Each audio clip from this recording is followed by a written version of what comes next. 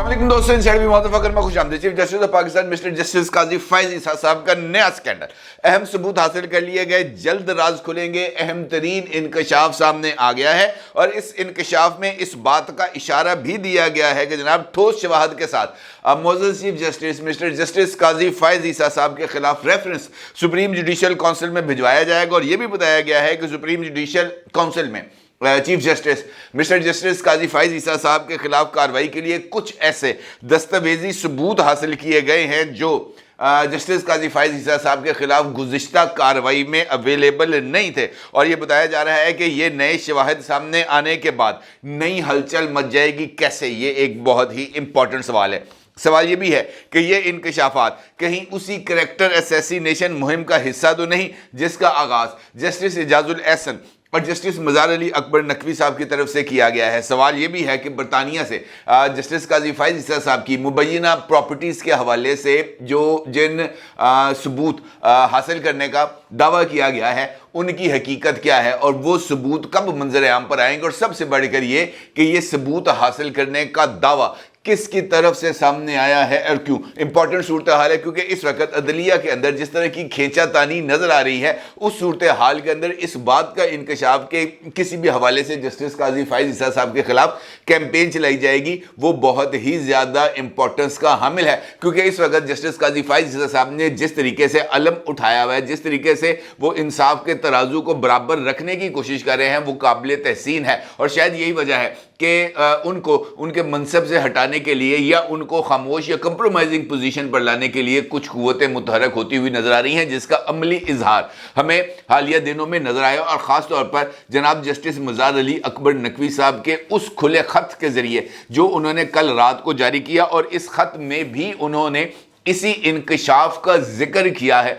और उन्होंने एक मरतबा फिर जस्टिस काजी फैज ईसा साहब की मुबैना प्रॉपर्टीज़ का जिक्र किया। और उनका यह कहना था कि ऐसा क्यों है कि एक जज जिसने असासे कानूनी तौर पर हासिल किए और टैक्स गोशवारों में जाहिर किए उसको सुप्रीम जुडिशल काउंसिल के सामने सवाल करने के लिए बुलाया जा रहा है, जबकि मुअज़्ज़ज़ चीफ जस्टिस मिस्टर जस्टिस काजी फैज ईसा को अपनी गैर एलानिया जायदादों के खिलाफ ऐसी किसी कार्रवाई से इस्तिस्ना हासिल है। ये नुक्ता बहुत ही ज़्यादा अहमियत का हामिल है। और इसी नुक्ते के हवाले से जनाब एतजाज़ एहसन जो बड़े सीनियर लॉयर हैं उन्होंने कल एक टीवी टॉक शो में काशिफ अब्बासी साहब के साथ ARY में ढके छुपे अल्फाज के साथ इस बात का इजहार किया था कि मौजूदा चीफ जस्टिस जस्टिस काजी फैज ईसा साहब को जो रिलीफ मिला था सुप्रीम कोर्ट ऑफ पाकिस्तान से वो इस वजह से नहीं मिला था कि उन्होंने अपनी पाकदामनी साबित की थी, बल्कि उन्होंने हमदर्दी से मेटी थी और अपनी अहलिया को जाकर सुप्रीम कोर्ट ऑफ पाकिस्तान के सामने खड़ा करके सुप्रीम कोर्ट ऑफ पाकिस्तान के जजेस को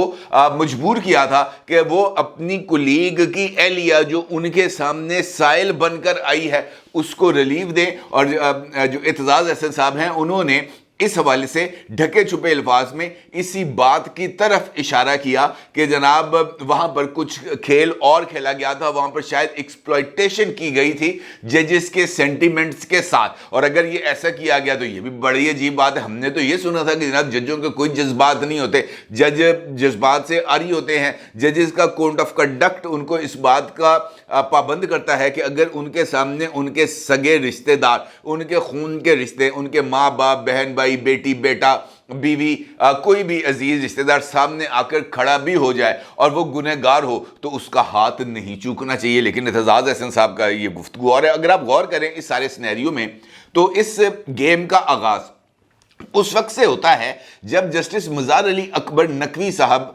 के खिलाफ रेफरेंस जो है वो मूव किया जाता है और उनकी एक ऑडियो टेप सामने आती है जिसमें वो मुबैना तौर पर चौधरी परवेज़ इलाही साहब के साथ गुफ्तगू करते हुए पाए जाते हैं। और इस बात का इजहार किया जाता है कि ट्रकों वाली सरकार ने उस वक्त की इंतहाई मतलूब शख्सियत और उस वक्त के सेक्रेटरी पंजाब असम्बली मोहम्मद खान भट्टी को अपने घर में पनाह दी हुई है। इससे इस सारे मामले का आगाज़ होता है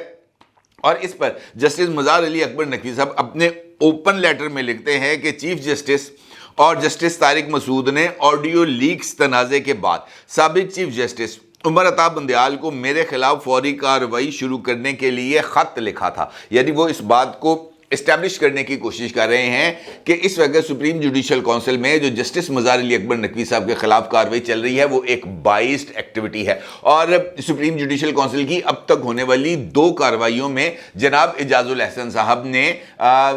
جو ہے جسٹس مظہر علی اکبر نقوی صاحب کو سپورٹ کیا ہے اور ان کو کسی طرح کا شو کاز نوٹس جاری کرنے کے فیصلے سے اختلاف کیا ہے۔ اب اس کا مطلب یہ ہے کہ یہ جو گیم اب آگے بڑھ رہی ہے جسٹس مظہر علی اکبر نقوی صاحب کے خلاف، لہٰذا ان کے حمایتی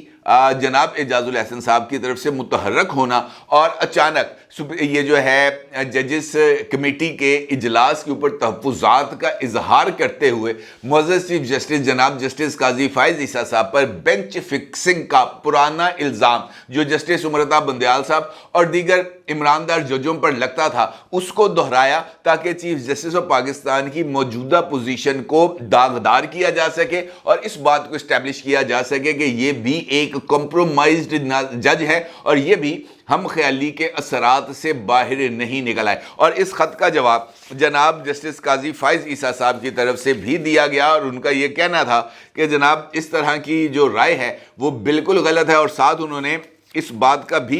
ذکر کیا اپنے خط کے اندر، اور جو انہوں نے جوابی خط تحریر کیا ہے جناب یہ جو ہے جسٹس اعجاز الاحسن کو، اس میں انہوں نے اس بات کا واضح طور پر اظہار کیا ہے کہ جناب میں ہر وقت اویلیبل تھا اور آپ مجھ سے رابطہ کر لیتے، آپ نے مجھ سے رابطہ نہیں کیا، اور ساتھ انہوں نے کہا کہ آپ کے تحفظات کو دور کرنے کے لیے ہم ایک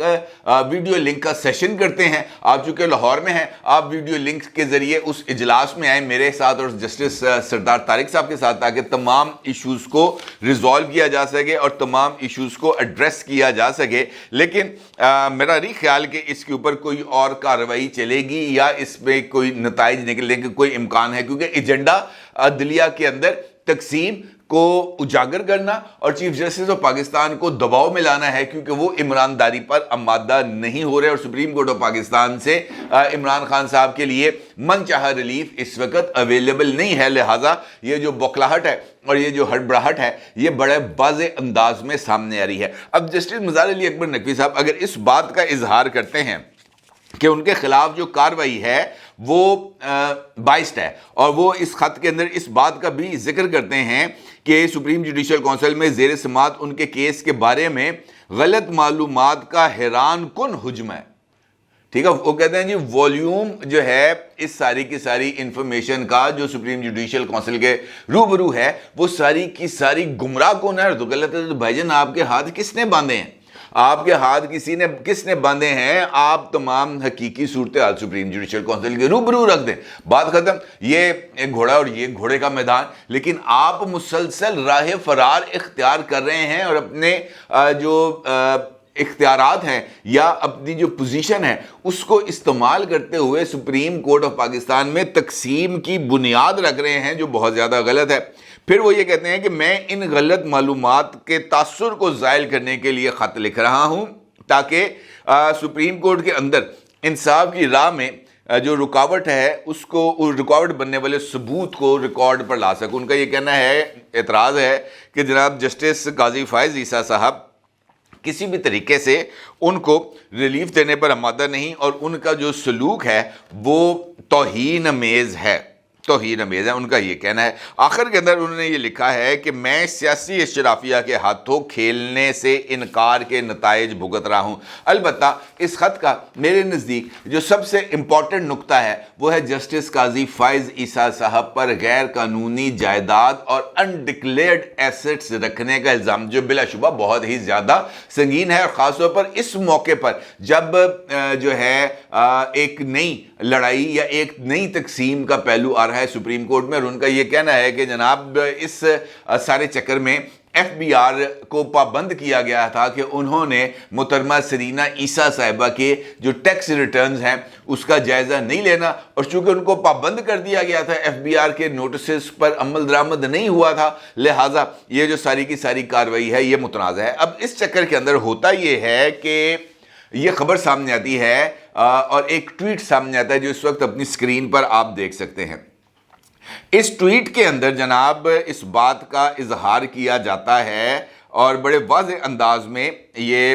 ٹویٹ کے اندر یہ بات تحریر کی جاتی ہے کہ قاضی فائز عیسیٰ صاحب کا بقایا کچا چھٹا بھی کھلنے جا رہا ہے. ٹھیک ہے جی, جسٹس قاضی فائز عیسیٰ صاحب کا بقایا کچا چھٹا بھی کھلنے جا رہا ہے. اور یہ ٹویٹ کرتے ہیں جناب عادل راجہ صاحب, اور یہ ٹویٹ کرتے ہیں وہ 15 نومبر کو. ٹھیک ہے جی, اس کا مطلب یہ ہے کہ نومبر سے پہلے ہی یہ چیزوں کی پلاننگ شروع ہو چکی تھی کہ کس طریقے سے جسٹس قاضی فائز عیسیٰ صاحب کو ہم نے اٹیک کرنا ہے. اس کا دوسرا حصہ سامنے آتا ہے جب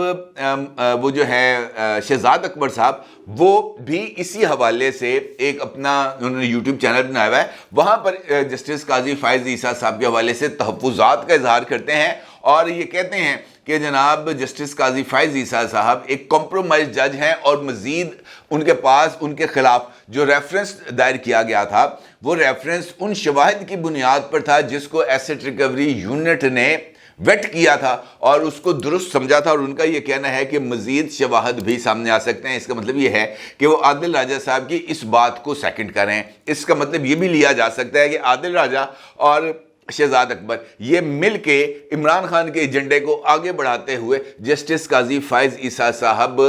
کے ارد گرد ایک